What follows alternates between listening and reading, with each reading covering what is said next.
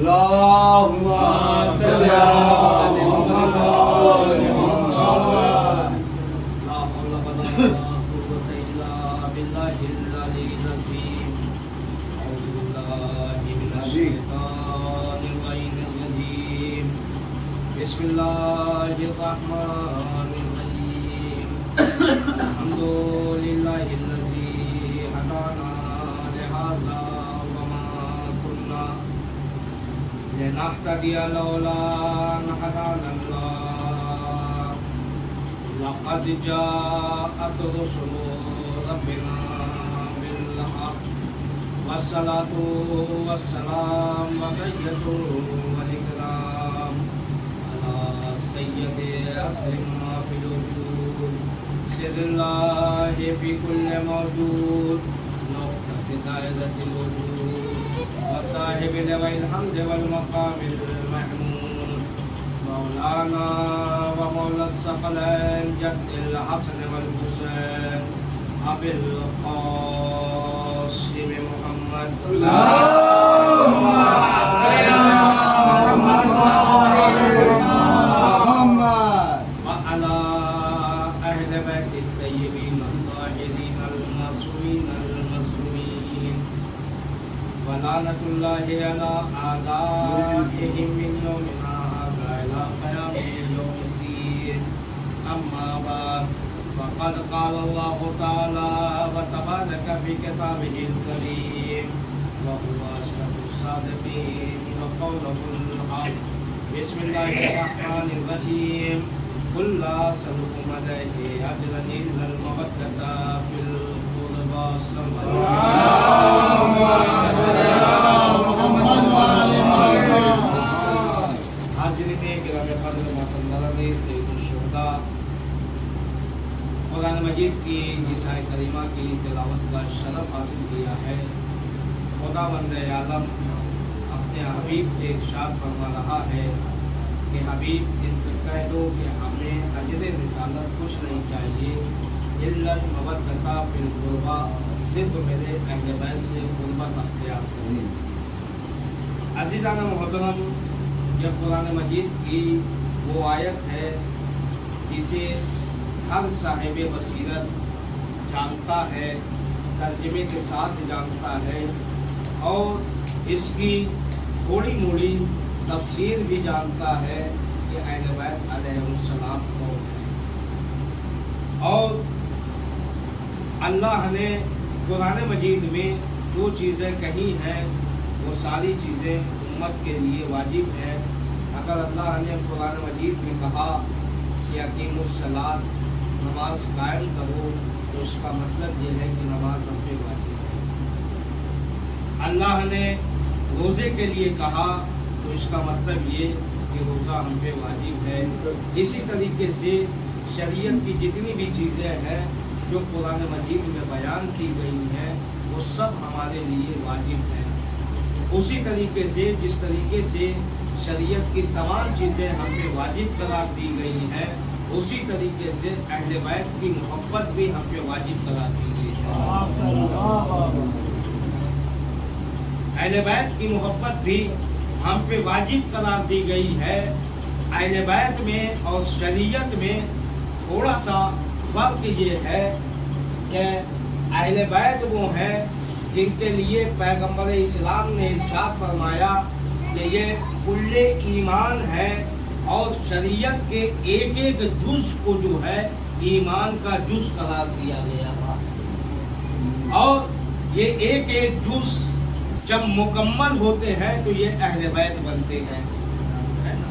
اب عزیزان محترم، شریعت میں جتنی بھی چیزیں بیان کی گئی ہیں یہ سب ایمان کا جز ہے، اور ایمان کے بارے میں، اس شریعت کے بارے میں آپ سے سوال کیا جائے گا، یعنی محشر کے میدان میں سب سے پہلے جس چیز کے بارے میں پوچھا جائے گا وہ ہے نماز۔ نماز کے بارے میں انسان سے سب سے پہلے محشر کے میدان میں پوچھا جائے گا۔ اب عزیزان محترم، جیسے ہم کتابوں کا مطالعہ کرتے ہیں، پڑھتے ہیں، آپ مجھ سے بہتر جانتے ہیں کہ محشر کے سوالات الگ ہوں گے، قبر کے سوالات الگ ہوں گے۔ محشر کے سوال الگ ہوں گے، قبر کے سوال الگ ہوں گے۔ محشر میں جو سوال کیا جائے گا وہ آپ کے اعمال کے بارے میں سوال کیا جائے گا۔ قبر میں جو سوال کیا جائے گا وہ آپ کے عقیدے کے بارے میں سوال کیا جائے گا۔ پوچھا جائے گا تمہارا رب کون؟ اللہ۔ اگر ہم 99% اللہ کی توحید پہ ایمان رکھیں اور 1% اگر ہم سوچ لیں کہ فرعون، نمرود، حامان، تو ہمارا یہیں سے کام ختم ہو جائے گا، ہے نا؟ اس لیے کہ اللہ کبھی بھی مشرک کو معاف نہیں کر سکتا، جو شرک کرتا ہے اسے اللہ معاف نہیں کر سکتا۔ شرک کیا ہے؟ یعنی اللہ کے ساتھ کسی اور کو جوڑ دینا۔ اللہ کے ساتھ کہ جیسے عیسائی ہے، جوڑتے ہیں کہ جناب عیسیٰ علیہ السلام اللہ کے بیٹے ہیں، جبکہ اللہ قرآن مجید میں کہہ رہا ہے کہ بسم اللہ الرحمن الرحیم، قل هو اللہ احد اللہ الصمد لم یلد ولم یولد ولم یکن لہ کفوا احد، کہ میری ذات وہ ذات ہے کہ میں بالکل تک و تنہا ہوں، نہ کوئی میرا باپ ہے، نہ کوئی میرا بیٹا ہے، نہ کوئی میری زوجہ ہمسر ہے، میں تنہا ہوں۔ اب عزیزان محترم، اللہ نے سورہ توحید میں زمانے کو بتا دیا کہ میں شرک کبھی معاف نہیں کر سکتا، اور پیغمبر اسلام نے مولائے کائنات کی جو مثال دی ہے وہ سورہ توحید سے دی ہے، سورہ توحید سے دی ہے۔ اب عزیزان محترم، سوال یہ پیدا ہوتا ہے کہ جب مولائے کائنات کو رسول خدا نے سورہ توحید سے تشبیہ دی، اور قرآن مجید میں سورہ توحید کو یہ ایسا سورہ ہے جس میں صرف اللہ کے بارے میں بیان کیا گیا ہے، یعنی دوسری چیز کا کوئی اس میں تذکرہ نہیں ہے، نہ نماز کا ہے، نہ روزے کا ہے، نہ حج کا ہے، کسی بھی چیز کا تذکرہ نہیں، صرف اللہ کے بارے میں بیان کیا گیا ہے، کیونکہ اللہ کی ذات وہ ہے کہ وہ ہمیشہ سے تھا، ہمیشہ ہے، ہمیشہ رہے گا۔ اس کے ساتھ آپ کو کسی کو یعنی دنیا میں سب سے یہ جدا ہے، ساری چیزیں فنا ہو جائیں گی مگر اللہ باقی رہے گا۔ اور اس کی مثال سورہ توحید کی مثال مولائے کائنات کو کہا گیا۔ اب عزیزان محترم، جس نتیجے پہ آپ غور کریں گے اور پہنچنے کی کوشش کریں گے تو آپ کو سمجھ میں آئے گا کہ جیسے اللہ بے مثال ہے اسی طریقے سے رسول کے جانشین بھی بے مثال ہے، یعنی کسی سے کوئی تقابل نہیں ہے۔ ایمان لانے والے اور ایمان کو بتانے والے کبھی برابر نہیں ہو سکتے، کبھی عالم اور جاہل برابر نہیں ہو سکتے۔ یہ اسلام میں جو کلمہ پڑھ کے داخل ہوئے ہیں اور جو اسلام لے کے آئے ہیں دونوں کبھی برابر نہیں ہو سکتے، ہے نا؟ یہ دونوں کبھی برابر نہیں ہو سکتے۔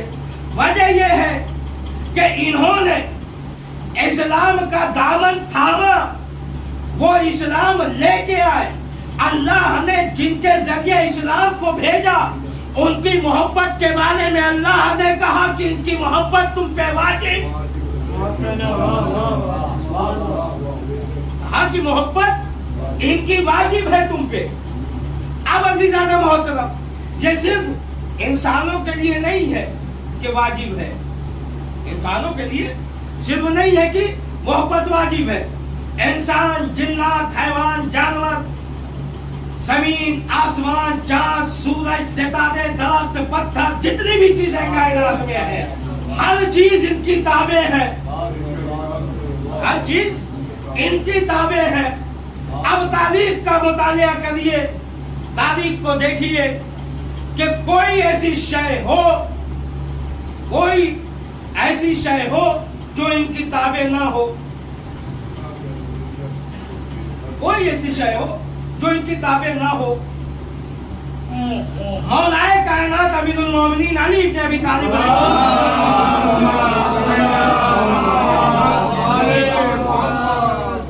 یمن جا رہے تھے اور سمندر کا پانی ٹھاٹھے مارتا ہوا آبادیوں کی طرف آ رہا تھا اور لوگ بڑا پریشان تھے، بھاگ رہے تھے۔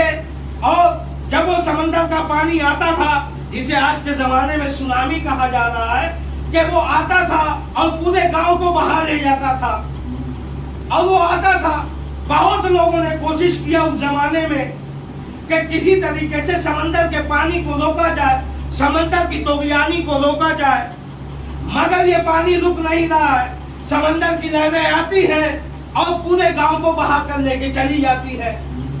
سرکار دو عالم کے پاس لوگ آتے ہیں، آنے کے بعد کہتے ہیں کہ یا نبی اللہ، یا نبی اللہ، ہم یمن میں کھیتی کرتے ہیں، ہم یمن میں آباد ہیں، لیکن یہ سمندر کی سونامی آتی ہے، سمندر کی لہریں آتی ہیں اور ہمارے سارے اناج کو، ہماری تمام کھیتیوں کو بہا کے لے کے چلی جاتی ہے۔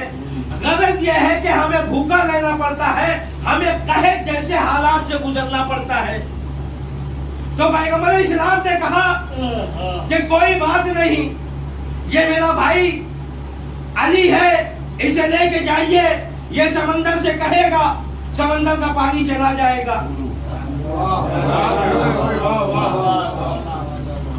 کہا کہ یہ میرا بھائی علی، اس کو لے کے جاؤ۔ کہا یا نبی اللہ، اب وہ سوچ رہے تھے کہ پیغمبر اسلام ہمارے ساتھ کچھ ایسا کریں گے کہ ہم کوئی باندھ بنا لیں جس سے پانی نہ رک پائے، پیغمبر اسلام ہمیں دولت دے دے، پیغمبر اسلام ہمیں یہ کر دے۔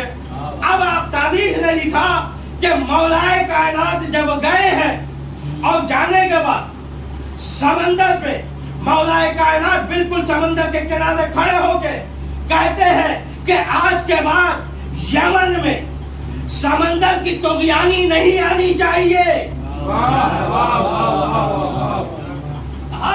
کہ سمندر کی طغیانی نہیں آنی چاہیے، یہاں کے لوگ محفوظ ہونا چاہیے۔ تاریخ نے لکھا کہ آج 1400 سال گزر گئے، پوری دنیا میں سمندر کی لہر لوگوں کو نقصان پہنچاتی ہے، مگر 1400 سال گزرنے کے بعد بھی آج یمن سمندر کی لہروں سے محفوظ ہے۔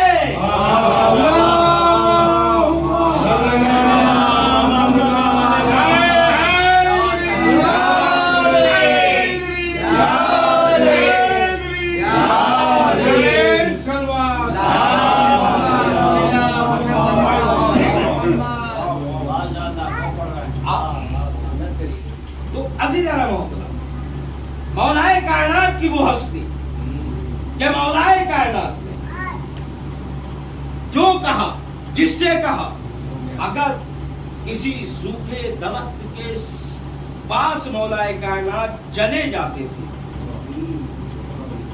تو وہ درخت ہرا ہو جاتا تھا۔ اگر مولا کائنات کسی پتھر کو ہاتھ میں اٹھا لیتے تھے تو وہ تسبیح پروردگار کرنے لگتا تھا اور آپ سے کلام کرنے لگتا تھا۔ ایک نعرہ حیدری،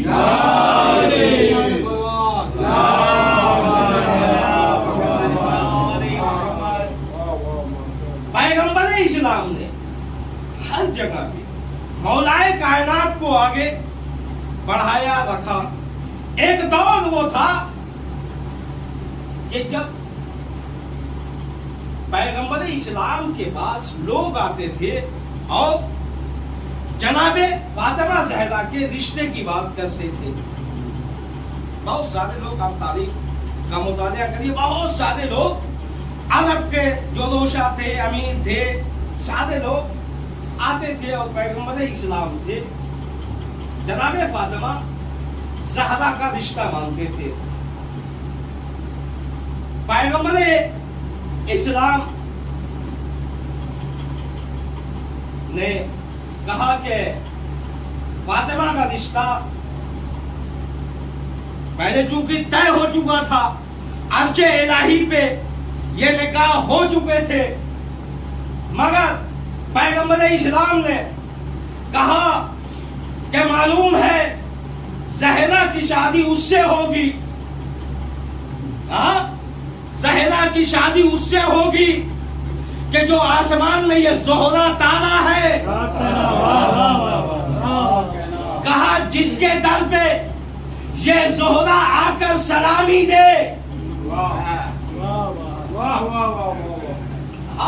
زہرا. اب عزیزان محترم، سادے لوگ گھروں میں بیٹھے دعائیں کر رہے ہیں کہ یہ ستارہ، کبھی ایسا تو ہوا نہیں ہے کہ کوئی ستارہ کسی در پہ آ کے سلامی کرے، لیکن تاریخ نے لکھا کہ لوگ دعائیں کرنے بیٹھ گئے، اور جب دعائیں کرنے بیٹھے تو اس ستارے نے زمین کے چاروں طرف چکر لگائے، اور جدھر چکر اس کا گھومتا تھا لوگ سمجھتے تھے ہمارے در پہ آ رہا ہے. لوگ ستارہ تو بھائی اپنی جگہ پہ، آپ آج بھی دیکھیے ستارہ جہاں پہ نکلا ہے وہیں پہ رہتا ہے، لیکن یہ چکر لگا رہا ہے پورے مدینے کا. اور چکر لگاتے لگاتے جب ادھر جائے تو ادھر والے سوچ رہے ہیں کہ ہمارے وہاں آ رہا ہے، اور دعائیں ہو ہی رہی ہیں. اور یہ ستارہ چکر لگاتے لگاتے اس در پہ آیا جہاں مولا کائنات بیٹھے ہوئے تھے. یہ ستارہ مولا کائنات کے در پہ آتا ہے اور آنے کے بعد پھر آسمان کی طرف چلا جاتا ہے. اب زمانے کو، پیغمبر اسلام کو یہ کہنا نہیں پڑا کہ فاطمہ کا رشتہ کس کا، کہا کہ اللہ نے یہ زمانے کو بتا دیا جو زہرا بلا سکتا ہے وہی زہرا لے جا سکتا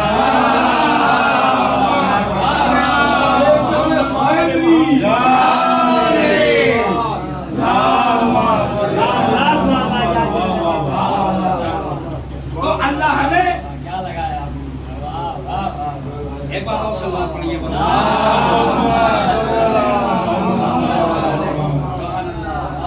تو اللہ نے مولا کائنات کو بہت ساری فضیلتیں دی، اور فضیلتوں کے ساتھ ساتھ مولا کائنات نے زمانے والوں کو اتنے علوم دیے کہ آج 1400 گزرنے کے بعد بھی مولا کائنات کا جو ایک ایک خطبہ نہج البلاغہ میں ہے، اگر کوئی ریسرچ کرتا ہے تو ریسرچ کی انتہا پہ جب پہنچتا ہے اور نہج البلاغہ کا خطبہ پڑھتا ہے تو اس کی ریسرچ 100 سال کی وہ ناکام نظر آتی ہے.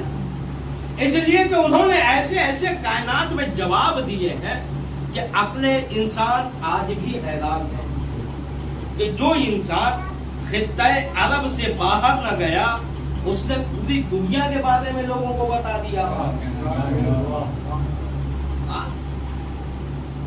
اب تاریخ کا مطالعہ کریے، پڑھیے کتابیں، آپ کو بہت سارے ایسے سیاح ملیں گے جو پوری دنیا کا دورہ کیے ہیں. پوری دنیا، یعنی وہ کشتی پہ بیٹھے رہتے تھے، وہ کشتی جدھر چلی جائے، امریکہ چلی جائے، جرمن چلی جائے، فرانس چلی جائے، انڈیا آ جائے، چائنا چلی جائے، یعنی ہر جگہ، اور جو ہے وہ اس میں سفر کرتے تھے. لیکن پوری دنیا کا سفر کرنے کے بعد بھی کوئی ایک ایسی چیز تلاش نہیں کر پائے کہ جو مولا کائنات نے کہا ہو اور غلط ثابت ہو. یہ ڈسکوری جو چینل ہے جو ہر چیزوں کی کھوج کر رہا ہے، یعنی سمندر کے تہ تک، اندر تک جتنے بھی جانور ہیں، کیڑے مکوڑے ہیں، ہر ایک چیز کے بارے میں ریسرچ کرتا ہے. اس نے سن 2016 میں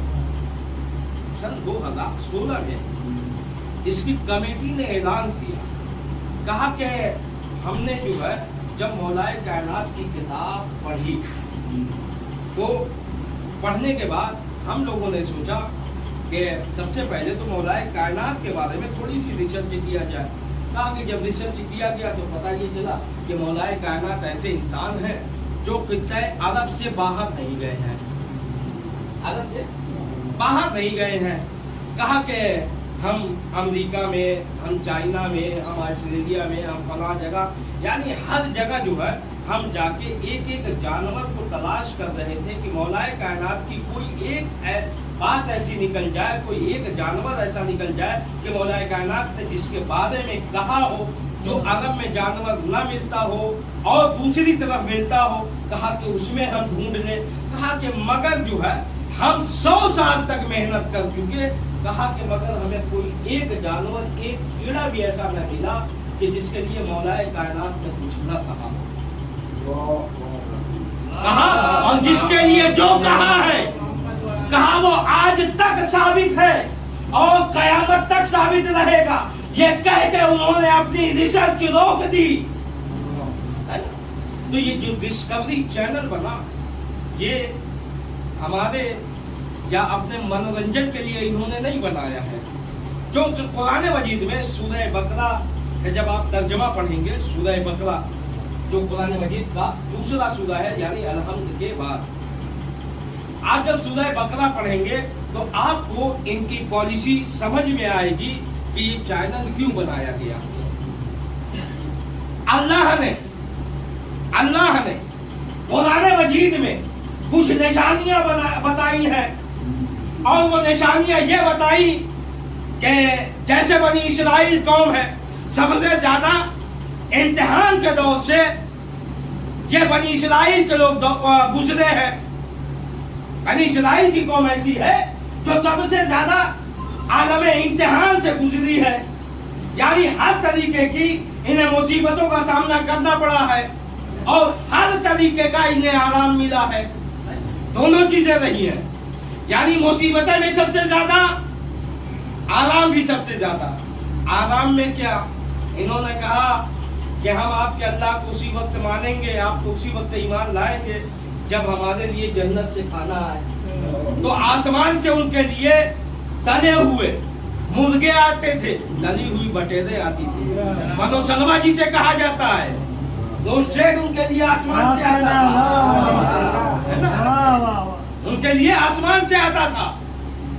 اور مصیبت اچھا یہ چونکہ اتنے ناشکرے تھے, نافرمان تھے کہ ان کے ناشکرے ہونے کی وجہ سے ان پہ عذاب آ جاتا تھا, ان کے اوپر عذاب آ جاتا تھا. اور یہ سمجھتے تھے کہ بس اللہ کی جو اشرف المخلوقات مخلوق ہے وہ ہم ہیں, یعنی ہم ہیں بنی اسرائیل والے, اور دنیا میں جتنی بھی قومیں ہیں وہ ساری ہماری خدمت کے لیے خلق ہوئی ہیں. وہ کسی کو انسان نہیں سمجھتے تھے, ہر ایک کو نوکر سمجھتے تھے, اور اللہ کی عبادت چھوڑ کے, نبی کے بتائے ہوئے راستے کو چھوڑ کے یہ سب شریعت کے خلاف کام کر رہے تھے اور یہ کہہ رہے تھے کہ بس جنتی ہم ہی ہیں. کہا ہمارے علاوہ کوئی جنت میں جا نہیں سکتا, جنت ہماری میراث ہے. کہا کہ جنت میں ہم ہی جائیں گے, ہمارے علاوہ کوئی جنت میں نہیں جائے گا. جبکہ شریعت کی ساری چیزیں جو شریعت میں حرام تھی وہ انجام دے رہے تھے, شریعت کی ساری چیزیں ترک کر رہے تھے, مگر کہہ رہے تھے کہ ہم جنت میں جائیں گے. اب عزیزان محترم ان کے حال کو دیکھیے اور اپنے حال کو دیکھیے, ہم بھی شریعت پہ عمل نہیں کر رہے ہیں مگر کہتے ہیں کہ ہم جنت میں جائیں گے. دیکھیے یہ تذکرہ قرآن مجید میں موجود ہے. ہم بھی نماز نہیں پڑھ رہے ہیں مگر کہہ رہے ہیں کہ ہم جنت میں جائیں گے. ہم روزہ نہیں رکھ رہے ہیں, کہہ رہے ہیں کہ جنت میں جائیں گے. ہم شریعت پہ عمل نہیں کر رہے ہیں, ہم کہہ رہے ہیں کہ جنت میں جائیں گے. یہی بنی اسرائیل والے بھی کر رہے تھے تو اللہ نے ان پہ ایک ظالم بادشاہ کو مسلط کر دیا. اور جب مسلط کیا تو وہ ظالم بادشاہ ایسا کہا کہ یہ کہتے ہیں کہ ہم جنت میں جائیں گے, ہم اشرف المخلوقات ہیں, یہ ساری قومیں جو ہیں ہماری خدمت کے لیے خلق ہوئی ہیں. کہا کہ آج سے ساری قومیں آرام کریں گی, کہا کہ آج سے सारी कौमें आराम करेंगी और बनी इस्राइल वाले नौकरी करेंगे। कहा कि अगर तेज ये बोल दे, कहा कि आप इनसे हर वो काम करवाइए, गिरे से गिरा हुआ काम करवाइए, अगर ये बोल दे तो फौरन सर काट दो। कहा कि फौरन सर काट दो। ये कहते हैं कि हम अल्लाह वाले हैं, ये कहते हैं कि हम दीन वाले हैं, जन्नत हमारी मीरास है। कहा कि तुम्हारे लिए हम इस दुनिया को जहन्नम बना देंगे, और उसने जहन्नम बना दिया। यानी बनी इस्राइल की औरतों पे वो काबिज हो गए, बनी इस्राइल के लोगों को अपना गुलाम बना लिए, और हर काम इन बनी इस्राइल से लेते थे। अब ये बनी इस्राइल वाले परेशान हुए, और जब परेशान हुए तो जनाबे तालूत के पास जाते हैं, और जाने के बाद जनाबे तालूत के पास जाते हैं, और जाने के बाद कहते हैं कि या नबी अल्लाह, हमें इस जालिम बादशाह से आजाद करवाइए, निजात दिलवाइए। तो जनाबे तालूत ने कहा कि जालिम बादशाह से अल्लाह निजात दे देगा, लेकिन कुछ शर्तें हैं। कहा कि पहली शर्त यह है कि ये जो बनी इस्राइल में इतना ज्यादा इख्तिलाफ हो गया है कि एक भाई दूसरे भाई को देखना नहीं चाहता, एक भाई दूसरे भाई को देखना नहीं चाहता। कहा कि जब तक इत्तेहाद नहीं होगा तब तक निजात नहीं मिलेगी। अब अज़ीज़ाने मोहतरम, मशीयत का पहला कानून है कि तमाम इंसान भाई भाई बन जाए, तब अल्लाह जालिम से निजात देगा। और उसके बाद फिर जनाबे तालूत ने कहा कि आसमान से अल्लाह कुछ तबर्रुकात को भेजेगा। कहा कुछ तबर्रुकात आएंगे, याद रखो उनका एहतराम करना है, और जब तक एहतराम करोगे तब तक कामयाब रहोगे। अब अल्लाह ने आसमान से जो चीज भेजी उसे ताबूत सकीना कहा जाता है। कुरान मजीद में 3 जगह ताबूत सकीना का तस्करा है। ताबूत सकीना जमीन पे आया, और जब जमीन पे आया तो जनाबे तालूत अलैहिस्सलाम ने कहा कि इसमें तबर्रुकात है जनाबे मूसा के और जनाबे मूसा की आल के, सिर्फ नबी के नहीं, नबी की आल के, नबी की आल के। कहा कि इसमें तबर्रुकात है जनाबे इब्राहिम के और जनाबे इब्राहिम की आल के। कहा कि इन तबर्रुकात की हिफाजत करना, जब तक हिफाजत करोगे तब तक कामयाब रहोगे। अब ये ताबूत सकीना आया, क्योंकि कुरान में बहुत ही डिटेल से बयान हुआ है, मैं बहुत ही शॉर्ट में करके इसको बयान कर रहा हूँ, मुख्तसर में बयान कर रहा हूँ कि जब ताबूत सकीना आया, जब ताबूत सकीना आया तो उसमें तबर्रुकात निकाले गए। तो उसमें एक तबर्रुकात में जनाबे मूसा की ज़ेरा थी, जनाबे मूसा की लोहे की ज़ेरा थी। जनाबे मूसा अलैहिस्सलाम का जो कुरान मजीद में कद बयान किया गया है वो 40 फुट लंबे थे, 40 फुट जनाबे मूसा लंबे थे। और जनाबे नूह अलैहिस्सलाम की एक बेटी थी, बेटी का एक लड़का था उस जमाने में, जनाबे मूसा अलैहिस्सलाम के जमाने में, जिसका नाम औज बिन औक था। वो इतना लंबा था कि जब वो समंदर में खड़ा होता था तो उसकी पिडलियों तक पानी रहता था। वो जब समंदर में खड़ा होता था तो पानी उसके पिडलियों तक आता था, वो इतना लंबा था। अच्छा, लोग जब जाते थे, काफिले वगैरह जाते थे, तो वो जो है लोगों को परेशान करता था, यानी किसी को पकड़ के उठा के पटक दे, किसी को मार दे। जनाबे मूसा अलैहिस्सलाम के पास लोग पहुंचे और जाके कहने लगे, तो जनाबे मूसा ने उसे अल्लाह के बारे में बताया और रसूल, अब कहा कि मैं रसूल हूँ, अल्लाह का रसूल हूँ, साहिब किताब नबी हूँ, तुम ईमान लेके आओ। उसने कहा कि हम ईमान नहीं लेके आएंगे, क्योंकि जनाबे मूसा अलैहिस्सलाम 40 फुट के थे, वो न जाने कै फुट का था। इसलिए कि तारीख में तो बस इतना ही लिखा है कि जनाबे मूसा 40 फुट के थे, उनका आसा 40 फुट का था। और जनाबे मूसा जो है जमीन से 40 फुट जो है ऊपर कूदे, और कूदने के बाद जो है जनाबे मूसा अलैहिस्सलाम ने जब औज बिन औक को मारा है तो उसके टखने पे लगी है, समझ रहे? 120 फुट ऊपर जनाब मूसा अलैहिस्सलाम ने जाके मारा है तो उस पे टकने पे लगी है ना। तो आप सोचिए कि वो कितना लंबा था, है? तो जनाब मूसा अलैहिस्सलाम की ज़िरा आई, जनाब मूसा अलैहिस्सलाम की ज़िरा, जनाब नबी ने कहा कि ये ज़िरा जिन्हें फिट आ जाएगी अल्लाह इन्हीं के जरिए निजात देगा, अल्लाह उन्हीं के जरिए निजात देगा। अब अज़ीज़ान मोहतरम सारे लोग बनी इस्राइल के लोग एक एक आते थे, ज़िरा पहनते थे। भाई बनी इस्राइल के लोगों की हाइट जो है 7 फुट थी, 6 फुट थी, 8 फुट थी, वो ज़िरा 40 फुट की थी, कहाँ लोगों को आती। और ये मशीयत का कानून है, ये मशीयत का कानून है कि जो वारिस होगा, जो नबी का वारिस होगा, नबी की हर चीज उसे फिट होगी, नबी की हर चीज उसे फिट होगी।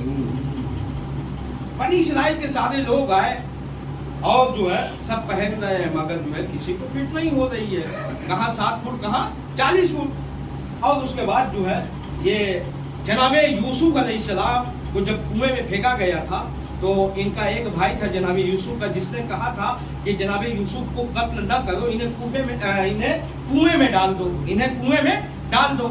तो अल्लाह ने उन्हीं की नस्ल लाबी से, मतलब उनकी नस्ल आगे चली तो एक लाबी ही जो है नाम के, मतलब उन्हीं की नस्ल से थे, लेकिन बहुत दूर जाके लाबी, और उनके बेटे थे जनाबे दाऊद अलैहिस्सलाम, और जनाबे दाऊद अलैहिस्सलाम के 3 और भी बेटे थे। अब अज़ीज़ान मोहतरम जब बनी इस्राइल के सारे लोगों ने वो ज़िरा पहनी और किसी को फिट नहीं हुई तो जनाबे तालूत ने उस लाबी के वहां पैगाम कहलवाया, भिजवाया। और लाबी के 4 लड़के थे, 3 जो है लंबे तड़ंगे मोटे हैवी थे, और एक चौथे थे जनाबे दाऊद अलैहिस्सलाम। जनाबे दाऊद अलैहिस्सलाम 14 साल के थे, बिल्कुल पतले दुबले लागर और जो है कम हाइट वाले थे। तो इनके भाइयों ने कहा कि ऐ दाऊद, तुम इन भेड़ियों को देखो, हम वहां जा रहे हैं, हम वहां जा रहे हैं, ज़िरा पहनते हैं। ये तीनों गए, ज़िरा पहनी, किसी को फिट नहीं आई, और लाबी ने भी पहनी मगर ज़िरा फिट नहीं आई। तो जनाबे तालूत चूंकि नबी थे, वो जानते थे कि ज़िरा इन्हीं के घर में फिट होनी है। तो इन्होंने कहा कि आपके घर में कोई जाओ। तो इनको भाई जनाबे दाऊद के भाइयों ने कहा कि हाँ हमारा एक भाई है, लेकिन वो बहुत ही लाकर है, पतला दुबला है, कमजोर है, नाटा है, 14 साल का है। तो जनाबे तालूत ने कहा कि उनको भी बुलाओ। तो इन लोगों ने कहा कि जब ज़िरा हमें नहीं फिट हो रही है, हम 8 फुट के और हमारा भाई 4 फुट का, तो कहा कि उन्हें कहाँ फिट होगी। तो इन्होंने कहा कि बुलाओ। जनाबे दाऊद को बुलाया गया। अब जब जनाबे दाऊद चले हैं तो चूंकि भेड़ियों को देख रहे थे, साथ में गुलेल और थैली जो है रखे हुए थे कि कोई जैसे दरिंदा वगैरह है तो उसको मारने के लिए। ये चलने लगे वैसे ही। अब जब जाने लगे तो एक पत्थर ने आवाज दी कि या नबी अल्लाह मुझे उठा लीजिए। कहा कि मुझे उठा लीजिए, इसलिए कि ये जो जालूत जालिम बादशाह है जो आप पे मुसल्लत हो गया है, कहा कि इसके मैमने को तबाह कर दूंगा। थोड़ा इन्होंने पत्थर उठाया और उसी थैली में रख लिया। आगे थोड़ा सा बढ़े, फिर जो है एक पत्थर ने आवाज दी कि आपने जिस पत्थर को रखा है उसी तो मैमने को तबाह करेगा, मैसरा तो मैं तबाह करूंगा। ये नबी की ये पहचान है कि पत्थर उनसे कलाम करता है ना। उसने जनाब दाऊद अलैहिस्सलाम ने उसे भी उठा लिया और जेब में रख लिया।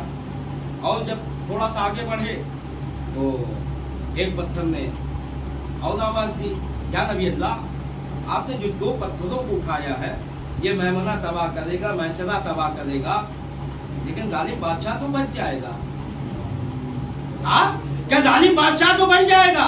मुझे साथ ले लीजिए, मैं जालिम बादशाह को तबाह कर दूंगा। आगे मैं जालिम बादशाह को तबाह कर दूंगा। अब उसके बाद तारीख ने लिखा कि जनाबे दाऊद ने इन पत्थरों को रखा और रखने के बाद जनाबे तालूत के पास जाते हैं। और जब तालूत के पास जाते हैं 40 फुट वाली रेता जनाबे दाऊद जैसे ही उठाते हैं और अपने दोष पे रखते हैं, ये 4 फुट की हो गई।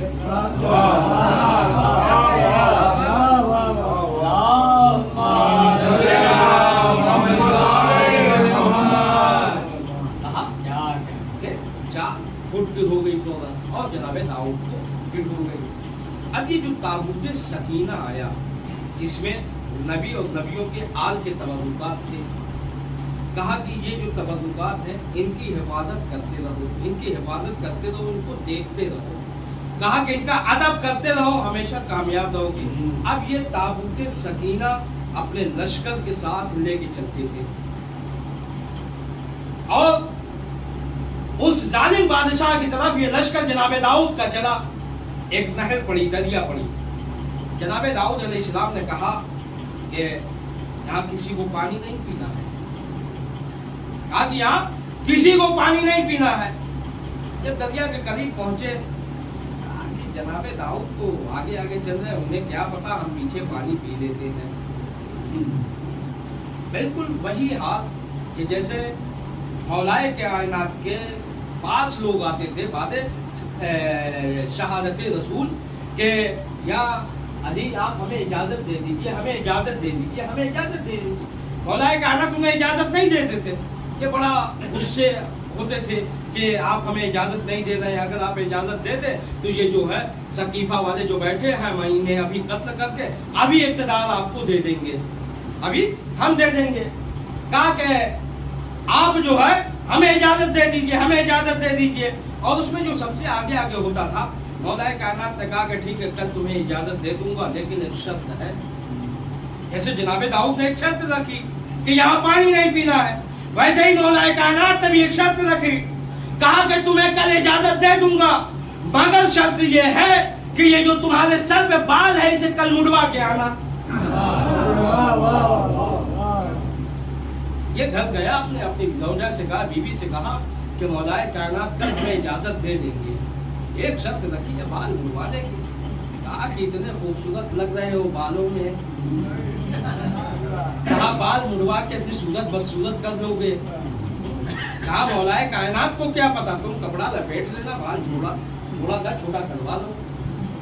اب یہ جو ہے مولا کائنات کی بات کو چھوڑ دیا، اس نے بیوی کی بات پہ عمل کیا اور آج سر پہ کپڑا لپیٹ کے مولا کائنات کے پاس پہنچا اور پورا جو اس کے ساتھ جتنے لوگ تھے لشکر والے تھے وہ سب ساتھ ساتھ پہنچے اور یہ بالکل لشکر کے بیچوں بیچ میں کھڑا ہو گیا کہ مولا آج ہم لوگ ایک دم تیار ہو کے آئے ہیں، بس آپ اجازت دے دیجئے، ابھی ہم دشمنوں کا کام تمام کر دے رہے ہیں.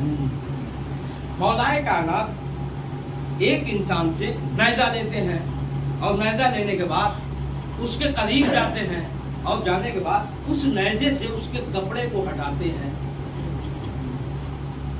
اور ہٹانے کے بعد کہتے ہیں کہ جو انسان جہاں کوئی خطرہ نہ ہو، جو میدان جنگ نہ ہو، وہاں پہ جب میری بات نہیں مان سکتا تو وہ میدان جنگ میں میری بات کیا مانے گا.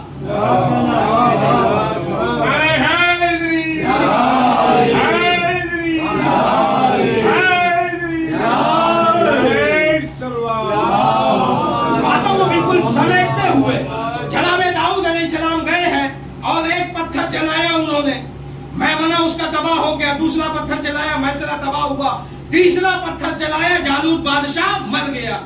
اب یہ بنی اسرائیل والے حکومت میں آ گئے. اب جب حکومت میں آئے تو ان کے پاس دولت ہو گئی، ان کے پاس اقتدار ہو گیا. اب یہ پھر اپنے پرانے رنگ پہ آنے لگے اور آنے لگے تو تابوت سکینہ میں سب سے پہلے یہ ہوا کہ یہ دیکھ ریکھ جو ہے ہم کریں گے. پوری دنیا سے لوگ آتے تھے تابوت سکینہ پہ، پیسے وغیرہ جو بھی اس زمانے میں چلتا تھا، اشرفی درہم و دینار وہ جو ہے رکھتے تھے اور اس سے بڑی انکم ہوتی تھی. تو اب ان میں پھر اختلاف شروع ہوا کہ یہ جو ہے صرف ایک ہی کے پاس کیوں رہے، یہ ہمارے پاس بھی رہے گی، ہمارے خاندان کے پاس رہے گی. پھر یہ ہوا کہ بھائی ایک مہینہ تمہارے پاس رہے گی، ایک مہینہ ہمارے پاس رہے گی، ایک مہینہ اس کے پاس رہے گی. پھر آبادی بڑھی تو یہ ہفتوں میں آ گیا، پھر اور آبادی بڑھی تو یہ دنوں میں آ گیا، اور جب اور آبادی بڑھی تو یہ گھنٹوں میں آ گیا، اور جب گھنٹوں میں آ گیا تو اس کے بعد جو ہے یہ ہوا کہ لوگ اپنے اپنے بچوں کو بھیج دیتے کہ لے جاؤ لے جاؤ لے جاؤ لے جاؤ. لیکن اللہ نے بتایا کہ یہ نشانی جب تک ہے تمہارے پاس اور جب تک تم اس کا ادب کرو گے کامیاب رہو گے. اب عزیزان محترم یہ چینل والے جو اس زمانے سے جب سے ان کے ہاتھ سے اقتدار گیا ہے آج تک یہ پوری دنیا میں اسی تابوت سکینہ کو ڈھونڈ رہے ہیں. کیونکہ جب سے تابوت سکینہ غائب ہوا ان کی حکومتیں ختم ہو گئی, ان کے مال و ظواہرات ختم ہو گئے. اب انہیں حکومت چاہیے. جب تک یہ تابوت سکینہ سامنے تھا تب تک پوری دنیا میں ان کی حکومت تھی, اور جب تابوت سکینہ غائب ہو گیا تو اب ان کی حکومتیں کہیں نہیں ہے. تو اب اس کو ڈھونڈنے کے لیے کبھی بیت المقدس میں جا کے زمین کی کھدائی کرتے ہیں, تو کبھی افریقہ کے جنگلوں میں ڈھونڈتے ہیں, تو کبھی نیوزی لینڈ میں ڈھونڈتے ہیں. یعنی دنیا کے ہر مقام میں یہ جا کے تابوت سکینہ ڈھونڈتے ہیں, اس لیے کہ انہیں اقتدار چاہیے, انہیں دولت چاہیے, اور یہ بات قرآن مجید میں موجود ہے. اب عزیزان محترم سوچئے کہ آج تک کسی مسلمان نے یہ نہیں کہا کہ آپ بھی تابوت سکینہ ڈھونڈیے. کسی مرجع کرام نے یہ حکم نہیں دیا کہ آپ بھی تابوت سکینہ ڈھونڈیے, اس لیے کہ یہ حقیقت چیز ہے کہ جس کے پاس تابوت سکینہ ہوگا, جس کے پاس تبرکات آل نبی ہوگا, وہ کامیاب ہوگا, پوری دنیا میں حکومت کرے گا, پوری دنیا میں چھا جائے گا. اب عزیزان محترم اب نگاہ اٹھا کے دیکھ لیجئے کہ تبرکات کن کے پاس ہے, آل نبی کے. آج پوری دنیا میں ساری قوموں میں صرف ہماری قوم ہے کہ آل نبی کے تبرکات ہمارے پاس ہے. تعزیے کی صورت میں ہے, علم کی صورت میں ہے, جلوس کی صورت میں ہے, سجدہ کی صورت میں ہے.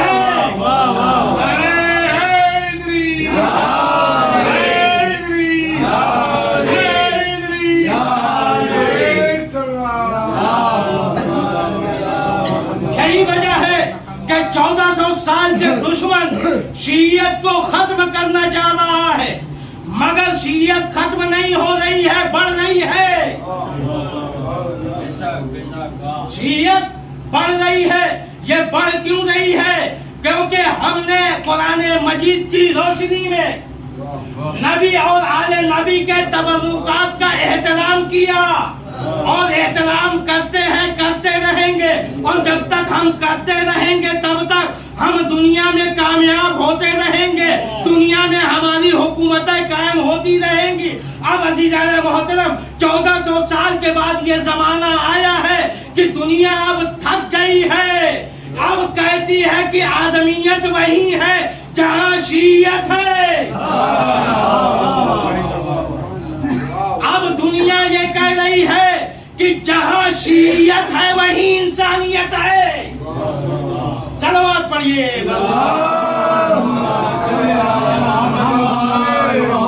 بالکل آخری بات اور مجلس تمام کہ تابوت سکینہ جن کے پاس رہے گا ان کی پوری دنیا میں حکومت ہوگی. اور یہ یہودی عیسائی مسلسل ڈھونڈ رہے ہیں, مسلسل ڈھونڈ رہے ہیں.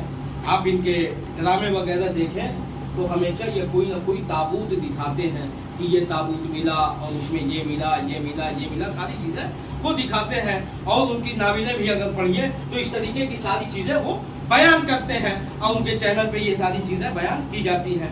لیکن اللہ نے قرآن مجید میں یہ فارمولہ بنایا کہ یہ جو تابوت سکینہ آیا یہ کس کے پاس آیا؟ بالکل آخری بات, کس کے پاس آیا؟ وارث نبی جناب طالوت کے پاس آیا. اور جناب طالوت سے یہ تابوت سکینہ کن کے پاس پہنچا؟ وارث نبی جناب داؤد کے پاس. جبکہ یہ دونوں بھی نبی ہیں لیکن نبیوں کے وارث بھی ہیں. تو یہ تابوت کن کے پاس آیا؟ وارثوں کے پاس. اب عزیزان محترم یہ تابوت سکینہ ملے گا ان کو ملے گا جو وارث انبیاء ہوگا. ہمارے مرجع کلام نے اس لیے تابوت سکینہ ڈھونڈنے کو نہیں کہا چونکہ ہمارے مرجع کلام جانتے ہیں ہمارے مراجع کرام کیا ہماری پوری قوم جانتی ہے کہ ایک نبی کا وارث پردے میں زندہ ہے. جب وہ آئے گا تو تابوت سکینہ خود بخود آ جائے گا.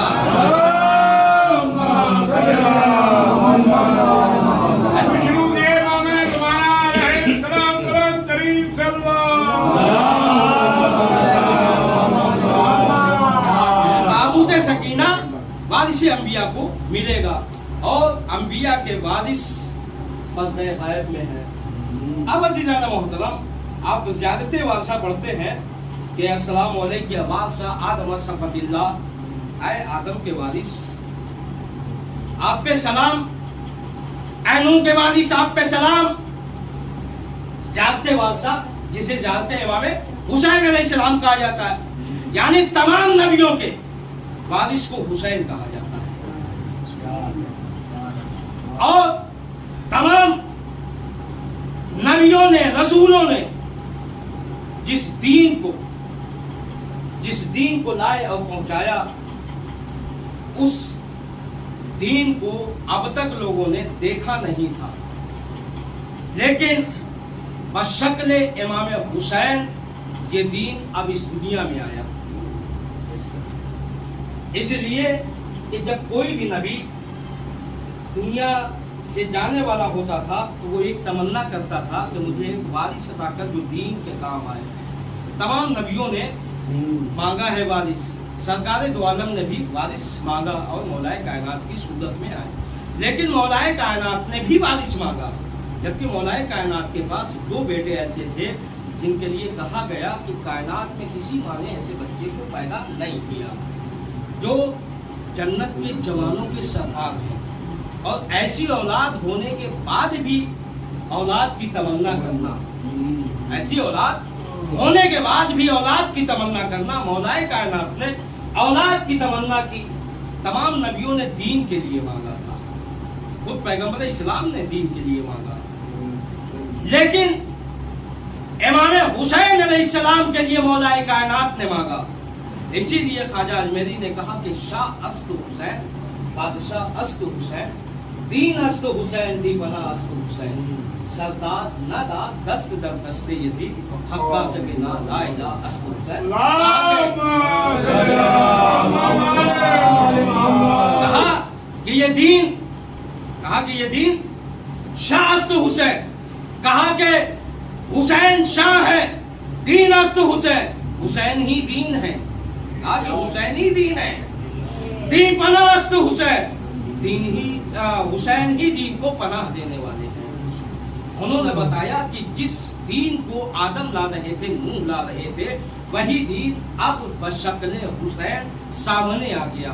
اب دین کو بچانے کی ضرورت نہیں تھی، اب حسین کو بچانے کی ضرورت تھی. اس لیے امام حسین علیہ السلام کے لیے مولا کائنات نے مولا عباس کو مانگا تھا. اجرکم علی اللہ. امام حسین علیہ السلام کی خدمت مولا عباس نے ایسے کی ہے کہ رہتی دنیا تک یاد کیا جائے گا کہ بھائی ہونے کے بعد بھی کبھی بھائی نہیں کہا، ہمیشہ مولا حسین کو آقا کہا اور خود کو غلام کہا. ایسا تابع انسان آپ کو تاریخ کربلا کے علاوہ کہیں نہیں مل سکتا، جس کے لیے امام حسین علیہ السلام نے یہ خواہش ظاہر کی کہ بھائی تو نے زندگی بھر مجھے آقا کہا ہے، آخری بار اپنی زبان سے مجھے ایک مرتبہ نہیں کہنا.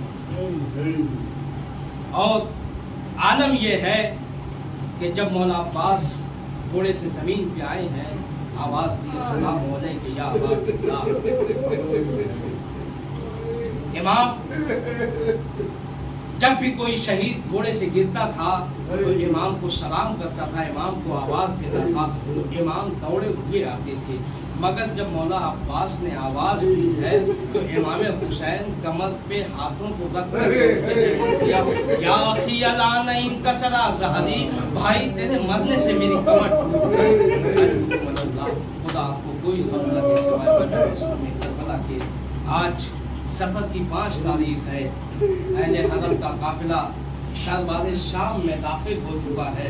دربار شام اس طریقے سے آراستہ کیا جا رہا تھا کہ تاریخ نے لکھا ہے کہ پہلی سفر کو یہ قافلہ دربار کے باہر کھڑا تھا اور 3 سفر تک یہ قافلہ دربار کے باہر کھڑا تھا۔ تاریخ نے لکھا، صاحب مقتل نے لکھا ہے کہ ایک چھوٹی سی رسم تھی، اس میں 12 گلے بنے ہوئے تھے۔